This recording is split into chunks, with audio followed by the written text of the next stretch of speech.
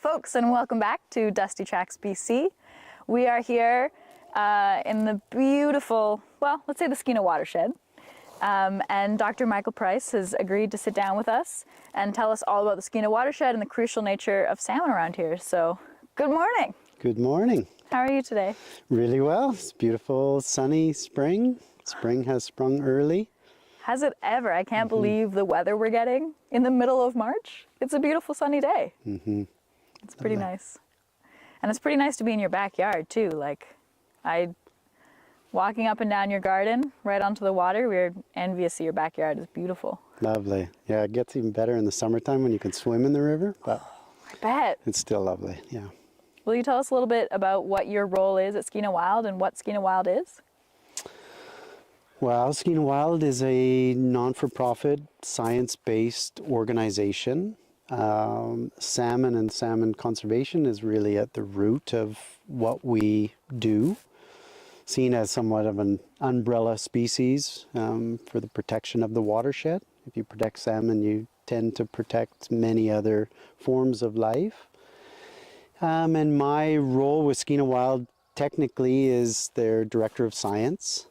And specifically, I spend a lot of my time researching salmon conservation, understanding various salmon populations and species, and trying to rebuild many diminished populations. So when their abundances are low, trying to rebuild those abundances and diversity. Yeah. It's a huge role. Lifetime's worth, perhaps, for sure. Yeah. Tell me more about the salmon population. What did it maybe look like 100 years ago? What have you learned through your work at? I think citizens in watersheds like the Skeena, salmon tend to be a large part of their life. It tends to even draw people here from other places. And I mean, while most individuals aren't able to look back 100 years, what we have learned through research is, yes, they were much more abundant in the past. We've used one species in particular, sockeye salmon, sort of as a focal group to understand other species in the watershed and how well they've done. So for sockeye salmon, yeah, on average they were returning at about 2 million fish each year through to every nook and cranny of the watershed, and nowadays we're down to less than 500,000 wild fish that are returning. 25%, really. Yeah, in terms of wild fish, there's some nuances there that we could get into in terms of enhancement. So human intervention that is challenging their diversity. It has returned overall abundances to the Skeena, but those fish are only going back to one place. So diversity has declined significantly. I mean, we say 75% on average. The population diversity has declined in sockeye salmon. Abundance has declined on average by 75%. Individual populations have been reduced by 50 to more than 90%. So depending on the population, yeah, there's varying range of diminishment, but all wild populations of sockeye in the Skeena are far more diminished now than they were 100 years ago. It's not really a surprise. I feel like people are fairly aware that there's kind of this tendency of overfishing and we're losing our fish and our natural resources across BC and the world, but it's still heartbreaking to hear. That's a significant change. It's not. It is. I'm hopeful that we will get we'll look at the brighter spots, but for sure, I mean, this work for me, it was part of my PhD thesis. It was, incredibly depressing, really, when we look at what we've lost. Again, there are bright spots there that I think we need to focus on. But at the same time, I think it's important for individuals to be aware, for us collectively as a society to be aware of what we've lost. In that case, it's that historical context that we're able to, make more informed decisions for the future, especially using salmon as our I don't know, focal point for those decisions. Yeah. Yeah, there's so much impacted by focusing on the salmon population. If we're talking about the salmon population here, can you give us a little bit more context of like what the watershed is, how far it stretches, where it comes from, where it goes, what are the rivers? I kind of jumped ahead. I got excited about the salmon. That's okay. Sure, we can bounce around. Yeah. Like the physical sort of Yeah, where is layout the of the Skeena watershed. Watershed? Well, it's considered in northern British Columbia. I couldn't tell you how many kilometers from Vancouver we are, but it's the second largest salmon producing watershed in Canada. So in British Columbia, in Canada. Oh, wow. Still has all of the salmonid species that it once had. You know, we talked about the diminished diversity, but the number of species are still there. There are some abundant populations in the Skeena. It reaches, I think the length of the river is over 500 kilometers to the headwaters, and the headwaters are part of a special place. First Nations have termed them the sacred headwaters. It's actually a place where three large river systems meet, including the Nass and Stakeen and the Skeena. So it starts out as a trickle and makes its way to, again, well, it's one of the longest undammed rivers, I believe, in the world. Maybe I'm overstating that, certainly in Canada. So even, I mean, yeah, not to get too far into it, but some conservation decisions have been made along the way with salmon at the forefront. You know, one, not to dam this river, so it remains a wild place. It does remain a wild place. We as humans have certainly degraded it, and we need to work on improving its health for sure. But it's a wild river system. This is to the local First Nations. We are on Wet'suwet'en ancestral territory here, near the town of Smithers. We're on the Wet'suwet'en, as it's called, blue-green waters in Wet'suwet'en language. And it's one of the largest tributaries to the Skeena. And it produces, hundreds of thousands of fish each year. So my son and I go down to the gravel bar and fish each year, and it's still a wild place. That's amazing. What is it that you love personally so much about the Skeena Watershed? I think it's a feeling, you know, and I noticed this when I grew up on Vancouver Island, which is beautiful. Undoubtedly, I love visiting the island and being on the coast. There's many beautiful places in the world, but every time I come back, it's a breath of fresh air, or there's like a release of pressure and an inspiration, I think. Like I'm constantly inspired to work, inspired to fight, inspired to, make a better life for my loved ones and my community and the biological community included. So, there's lots of things.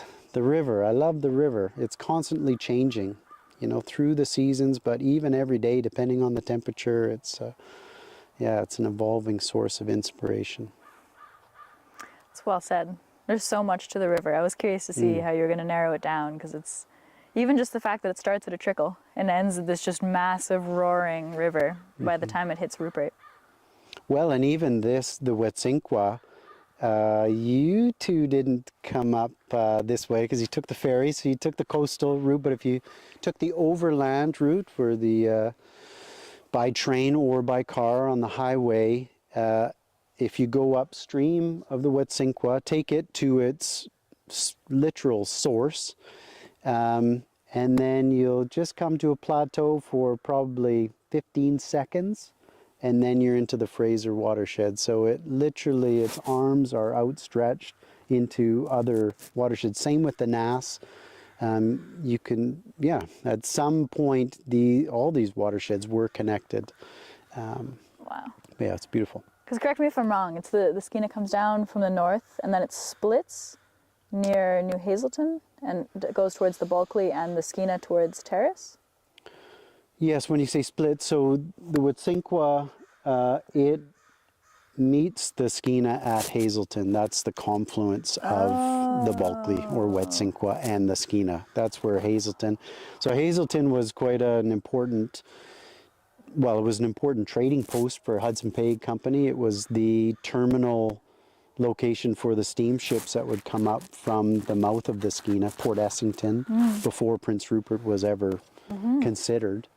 The steamships would come up as far as Hazelton, and then settlers would then disperse throughout the watershed to do what we have done, to find and make a living. And yeah, so Hazelton is just downstream. Yeah. Yeah. So tell me about the Skeena Salmon Sockeye Sentry project. I got the words in the Is it a order, mouthful? I didn't know it was a mouthful. It's not a mouthful, but I'm just so worried I'm going to mix it up and call it the Sentry Sockeye Salmon. Well, it could Skeena. be. Could be too. It's all in there. Skeena Sockeye Sentry project. It's an evolving program for sure. It was initiated for my PhD, and it was really trying to fulfill a knowledge gap. It's like, how much have we lost in terms of salmon? Like, I'm curious to have a historical context for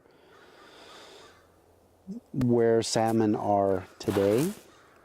So I've always been interested in that. If we look at salmon management and when there are decisions made on salmon and we look back at contemporary period data, they really only go back as far as 1960, but commercial fishing in British Columbia and the Skeena goes back to the late 1800s. So we've been fishing them hard for a long time. We as humans have been here a long time. Settlers really came in during that time period when commercial fishing began. Yet we really don't know how large individual populations were. Oh, wow. So it was a chance for us to look back 100 years, look back a century in time, which really isn't that long ago. How large were these populations? How diverse were these populations? To better understand like how these species of salmon and populations of salmon may fare under a changing world. So that was sort of the premise, to look back 100 years. And I mentioned sockeye salmon as this sort of focal species. That's because it's been the most commercially valuable. It's been the most marketable flesh for salmon, quite literally because of its red flesh. It took a while for commercial fishers and canners to sell pink salmon, which has a much lighter pink flesh than sockeye. So yeah, it was the taste of the people. I mean, it's been a revered food source for First Nations for thousands of years because of its rich oily content, its abundance, its diversity. But it has been the most sort of commercially important species, and we've collected the most information on sockeye over the last century. And one of those was that a research program began in the early 1900s. 1912 was kind of the starting point. They had already been commercially fishing this species throughout the coast, so Fraser River, but in other areas, Rivers Inlet, the Nass, the Skeena, commercially fishing for sockeye salmon for 20 plus years, and they were starting to see noticeable declines in the catch. There was already conservation concern in the early 1900s to know more about these fish besides just catching them. Some of the basic questions were, where do they spawn? How old are these fish? You know, how long do they spend in fresh water? So a lot of basic life history, biological information. So I started a research program in 1912, collecting scales from fish at canneries. And they would report each year on some of the information from scales. The crows, they get into you? They're very prolific here.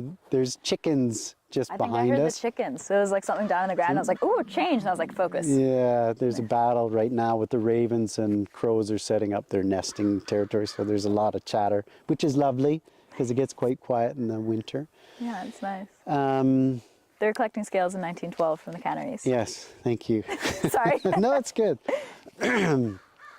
And a fella who initiated the research program, he was hired by the BC government to, again, try and understand more of these sockeye salmon populations. And this fella, Charles Gilbert, he developed the technique to be able to tell a fish's age by the scale and how much it grew. So similar to the concentric rings in the core of a tree, you can read those rings and it will tell you how old a fish is when it comes back to spawn. So how many years did it live? Because in the wintertime they don't grow as much, so those rings tighten up, they develop dark bands. You add up those dark bands and you can tell the age of a fish. And then even the distance between those winter bands, you can tell how much they grew. And you can tell whether they spent time in fresh water. So sockeye salmon are unique in that their young live in freshwater lakes for 1 to 3 years and then go off to sea for a few years.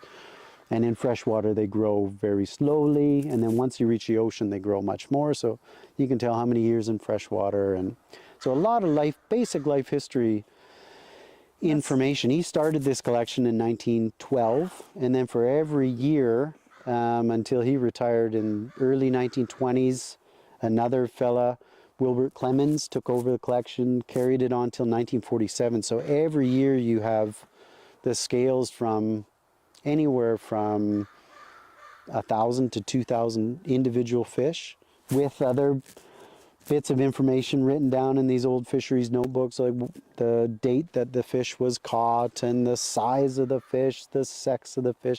So just incredible biological treasure chest. Yeah.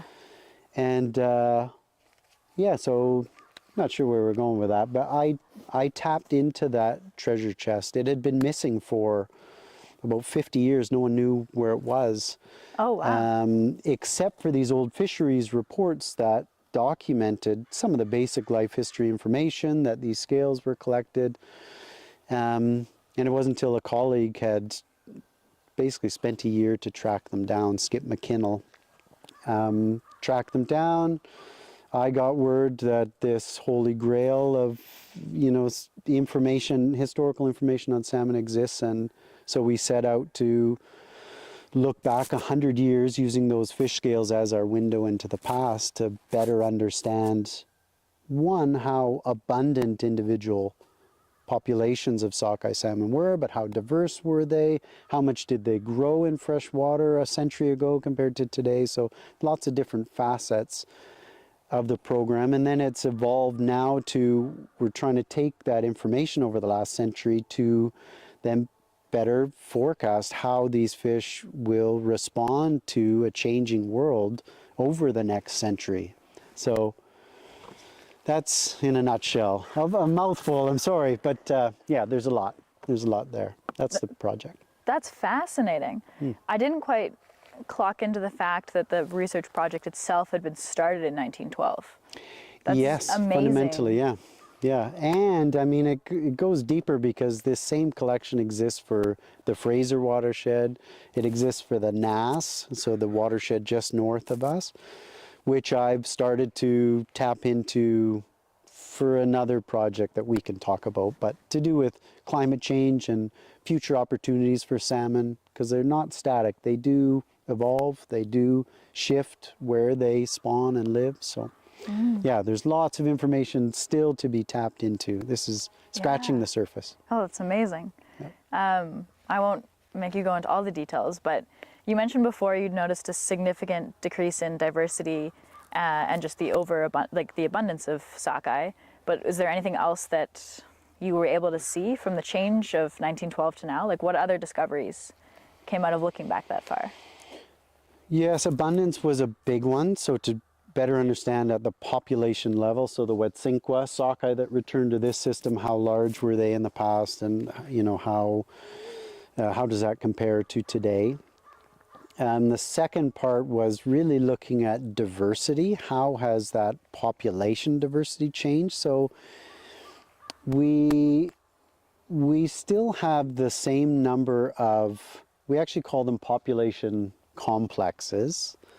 So sockeye salmon that return to the Wet'suwet'en, we only have the tools to determine the scales to this population complex level. So the genetic results of the scales will tell us that fish returned to this system, the Wet'suwet'en. Okay. But even within Wet'suwet'en, you have multiple locations where they spawn. So it depends how you actually define a population, but we're defining it at a broad scale, this basically tributary, almost like a river scale. So we're losing a lot of the fine scale information, but we just can't get there at the moment with the genetic tools we have. But even at this broad scale, at this broad scale, we notice that there's 13, we've been able to identify 13 of these population complexes in the Skeena, 13 rivers that host sockeye salmon and hosted them a century ago. So they're still here. We haven't lost any of those 13.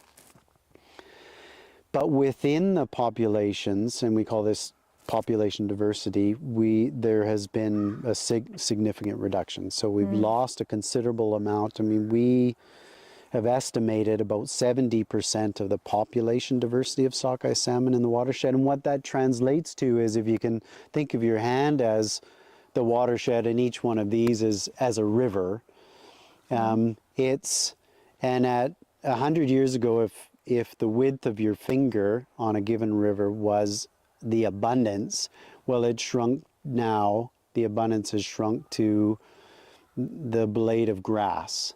So we call that like a contraction, a spatial contraction in the abundance of sockeye throughout the watershed, where First Nations harvested these fish throughout the watershed, where that no longer takes place. So as an example, Wet'suwet'en, they had fishing sites throughout Wet'suwet'en, right up to the headwaters, different fishing camps. I can't remember, I was just looking at Chinook, for example, the largest salmon species that returns here, much lower in abundance, but much larger, beautiful fish. The Wet'suwet'en had something like 12 fishing camps between, you pass the community of Witset, I don't know, about 30-kilometer stretch, maybe 30 or 50-kilometer stretch. They had roughly 10 to 12 fishing camps, so different locations where they'd fish for sockeye and Chinook. And that's only in this one stretch, so there were dozens throughout the territory. Now it's one. They're down to one fishing location. And that's similar with many First Nations in the Skeena. They're down to fishing at a single location, if they can fish at all, because the numbers are so low. So the Wet'suwet'en, they had roughly a 20-year harvest ban. They refused to harvest sockeye salmon coming back to their territory because the numbers were so low. So there's been this, we've noted this spatial contraction, and that's related to abundance. With abundance, you have, less fish reaching the far reaches of the watershed. On a positive note, so another, because it can get quite gloomy, there are positive notes. And one of the most recent aspects of the project was to look at growth. So I mentioned in the scales, you can also determine how much they grew. And I looked at how much they grew in these freshwater lakes, individual lake systems throughout the Skeena, and how that's related to how temperature has changed over the last century. And what we're finding is, in the scales again, is these juveniles in the freshwater lakes are growing more now than they had a century ago.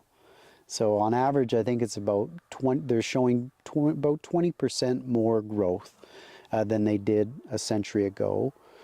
And it depends on the population. Actually, the population that comes back to Wet'suwet'en goes up the primary nursery lake. It's called Wet'suwet'en Bin by the Wet'suwet'en, or Maurice Lake.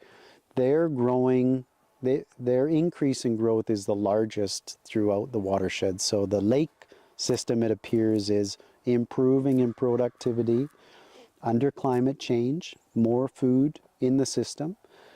It's also related to competition. There's less fish in the lake nowadays because of a reduced number of fish actually coming back to spawn. But in addition to climate change, some of these populations are doing better, at least in terms of their freshwater growth. Interesting. So they're growing larger and quicker. Yes, quicker over a given period of time, like that 1 year in a lake or 2 years in the lake, they're growing more now than they had 100 years ago. Wow. Yeah. That's interesting. That's not what I would have expected. Was it a surprise at all, or does it track? It was a surprise. I mean, it in some ways it's not surprising given those two key factors. Like for these fish, it's, you know, their growth is related to the food, the amount of food in the lake, and how much other fish are taking that food. So it basically comes down to the amount of available food in the lake. And we know that with increasing temperature to a degree, if it gets too warm, then things start to decline in terms of food production. But to a degree, as temperature increases, food production tends to increase. And again, as that competition declines, there's more food available. So in some ways, it's not surprising.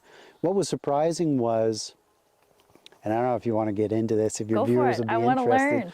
or not, but what's really fascinating, I think, even within these scales is not the scales themselves and looking at sockeye salmon as a species, coming back to this one watershed, it's the individual populations that live in unique habitats and how they differ or change over time. So what we looked at was whether individual habitats have done better, have some nursery lakes done better in terms of food production or the growth of juveniles in those lakes? Have they done better than other lake systems?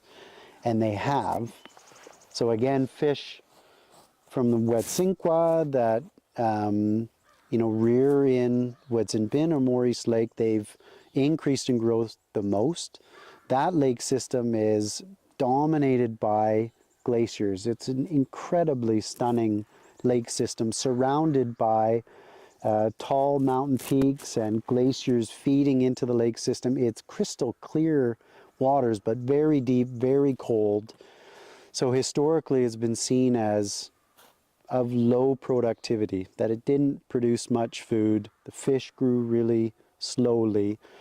Well, now those fish are growing much more. It's increasing in productivity. And we can compare that type of a lake habitat, this big, cold, historically, of low productivity.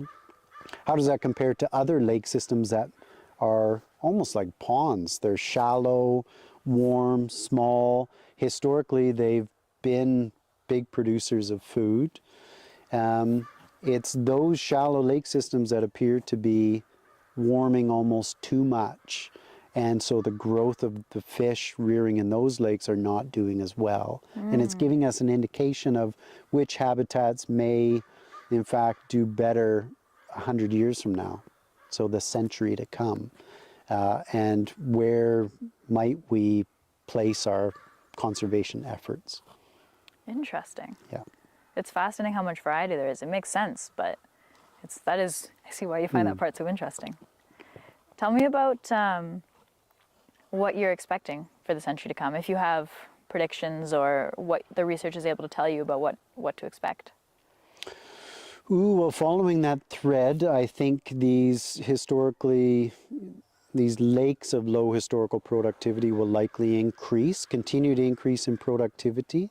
I think the fish rearing in those lakes will likely improve in terms of their growth. And I mean, on the one hand, it does translate, like if you, as a fish, if you leave a lake at a larger size, you have a higher likelihood of success, of survival. The bigger you are when you go to the ocean, the more likely you are to survive. So we think some of these populations likely will do well under future climate change scenarios. And that kind of really highlights the need to focus on a diversity of habitats or diversity of populations. You just never know which population is actually going to thrive in the future, especially an uncertain future. So you know, just I guess an exclamation point there in the need for diversity. So we think some of these habitats that we haven't considered being of much value are likely going to be of higher value in the future. And that sort of transcends into habitats that haven't historically hosted fish. So there are some lakes and rivers even in the Skeena and other watersheds north of us, like the Nass and beyond, where the waters have been too cold for fish to colonize and spend time in, whether to spawn in or to rear in as juveniles. Well, they're also likely, well, we're already seeing some of these systems increasing in productivity and suitability for salmon. So salmon are starting to venture into new habitats. So yes, under warming climate, we likely will see some at present vacant habitats become colonized by salmon in the future. As well as some populations likely will continue to diminish because of the influence of a warming climate, warming temperatures, warming waters on them. So some populations will likely thrive, some populations will likely struggle under climate change. But it's important for us to really try and understand, you know, be forward-looking and understand where these habitats are. Not only that are starting to increase, but also are starting to be colonized or will be colonized in the future. Get out in front of industrial interests, which also have their eyes on melting glaciers for exposed mineral deposits, for mines to take place in these headwaters. Other future ventures by humans. So just be more forward-looking, be proactive, try and protect these spaces for salmon's future. And with those melting glaciers, we've been hearing a lot about the low snowpack this year and how little snow and cold and rain we've had. Is that something that with the runoff would have an impact on the salmon at all? Or is that... Like the annual runoff or the continued melting of the glaciers? More the warm winter we've had. Is that something that would impact like the spring runoff for the salmon? Or would it be just they're separate enough that it doesn't have an impact? I mean, there's a lot of variables that go into it, depending on whether there are significant rain events. But basic principles, when there's less snow, that tends to mean there's going to be less water in these rivers and lakes for fish to thrive, and fish need water. So, and also the less water that are in systems, the easier it is for it to warm up with air temperature. So it tends not to be too positive for fish, generally speaking, but there's still time. There's still time for the snow to fly. I know it's been melting like crazy, but we're going to get thrust back into a cold spell coming up. You never know if there's some more snow to fall, but also it may become a wet summer. I would be lucky. Yeah, I mean, not to get into it, but there is talk we're in an El Nino phase, that it may shift to a La Nina phase, so become milder, cooler, wetter this summer, which of course would help salmon. Summertime is when they come back to these river systems to spawn and lay their eggs. So it's a little too early to say. But yes, looking 100 years from now, we can see all the forecasts of like glaciers will continue to melt. There's no doubt about it. So 100 years from now, there's going to be very few permanent glaciers in places like the Skeena. So we need to do all we can to protect not only the habitat they're existing in right now, but again, trying to be forward-looking and understand where they may be shifting in the future to protect as much of their habitat as possible. So I think they'll always be here. It's really just, you know, it depends whether and how we act, whether they're going to thrive or whether they're going to struggle, right? Those are human decisions that we make every day. That's the trouble with salmon. They transcend every environment, really. And it's those environments where humans also live and work and make money, and but it's our collective decisions, right, that influence salmon. So if we can just make each decision in the best interest of salmon, I think they have a good chance of thriving in places like the Skeena. You know, this will be in some ways a refuge for salmon compared to more southern watersheds like the Fraser or Washington or Oregon or California. Yeah, that sort of speaks to the importance. We're in a very special place here in the Skeena.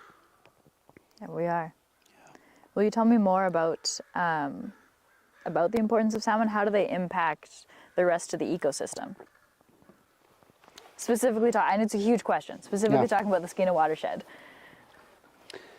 Well, I think like all watersheds, really, wherever salmon exists, salmon systems, salmon ecosystems, however you want to couch it, I mean, they're important to really every living thing that is a part of that ecosystems, humans included. So, you know, yeah, salmon are really the soul of the natural world. And in British Columbia, we think of them too as sort of the key to even protecting a way of life. So protecting, you know, if you protect salmon, you protect a food source, you protect water, you protect, you know, inspiration and cultural identity, you protect a lot. So yeah, it's a broad question. There's been others that have come to know the forests that surround river systems that salmon return to as salmon forests because of their contributions to ecosystems. So if you think, I mean, if you just want to focus on the Skeena and not on the ocean and all the critters, including humans, that rely on them out in the ocean, once they're back into the river system, they're feeding, you know, sort of those characteristic species like bears and wolves and birds all along the main river system. And then when they die, all the nutrients that they literally gathered from the ocean, they're bringing it back to freshwater rivers and the surrounding forests, depositing and enriching those environments with their literal flesh. So, and it's been shown numerous times, like when you have abundant salmon, you have a healthy ecosystem. You have abundant bird populations, you have abundant predator populations, abundant even insect populations that those birds rely on, etc. So, yeah, they mean everything, I think, to the watersheds that they belong to. Yeah. Well said. I know it's a broad and basic question, but the work you usually do. No, I would just add, inspired by these fish, or our grandparents have been inspired by these fish, but I believe, getting the countdown, are we? On the one hand, we oftentimes don't make the best decisions, we make decisions not in the best interest of salmon. But on the other hand, when the chips are down, I think humans